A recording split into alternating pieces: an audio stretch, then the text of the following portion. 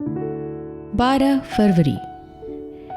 क्या आप परमेश्वर की आवाज सुन रहे हैं? निर्गमन 20:19।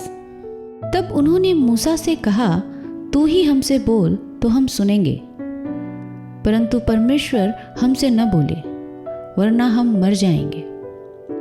हम सोच समझकर और जानबूझकर परमेश्वर की आज्ञा का उल्लंघन नहीं करते, बस हम सिर्फ उसकी सुनते नहीं हैं। परमेश्वर ने हमें उसके आदेश दिए हैं, लेकिन हम उस पर कोई ध्यान नहीं देते। अपनी मर्जी में होकर आज्ञा न मानने के कारण नहीं, लेकिन इसलिए कि हम उससे सच्चा प्रेम नहीं करते, उसका आदर नहीं करते। यदि तुम मुझसे प्रेम करते हो तो मेरी आज्ञा का पालन करोगे। जब हमें यह एहसास होगा कि हम कैसे लगातार परमेश्वर का अपमान करते रहे हैं, तब उसे अनदेखा करने के लिए हम लज्जा और अपमान से भर जाएंगे। तू ही हमसे बोल, परंतु परमेश्वर हमसे न बोले।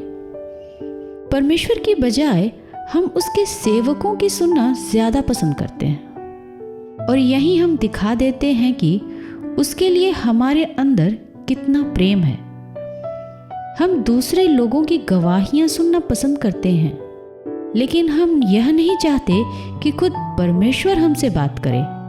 परमेश्वर हमसे बात करे, इससे हम इतना क्यों डरते हैं? इसलिए क्योंकि हम जानते हैं कि जब परमेश्वर हमसे बात करेगा तो या तो हमें वह करना होगा जो वह हमें करने के लिए कह रहा है, या हमें उससे कह देना होगा कि हम आज्ञा का पालन नहीं करेंगे। लेकिन अगर हमसे बात करने वाला परमेश्वर का कोई सेवक है, तो हम यह सोच लेते हैं कि आज्ञा पालन फर्ज नहीं, चुनाव है।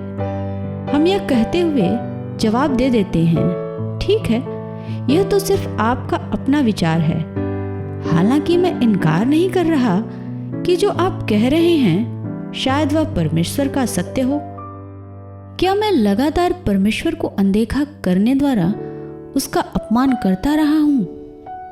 हालांकि वह एक औलाद की तरह मेरे साथ अपना प्रेम भरा व्यवहार जारी रखे हुए है।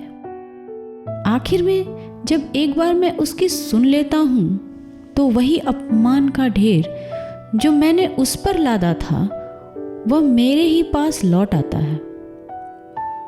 फिर मैं बस यही कह पाता हूं, प्रभु, मैं इतना पत्थर दिल और जिद्दी क्यों हो गया?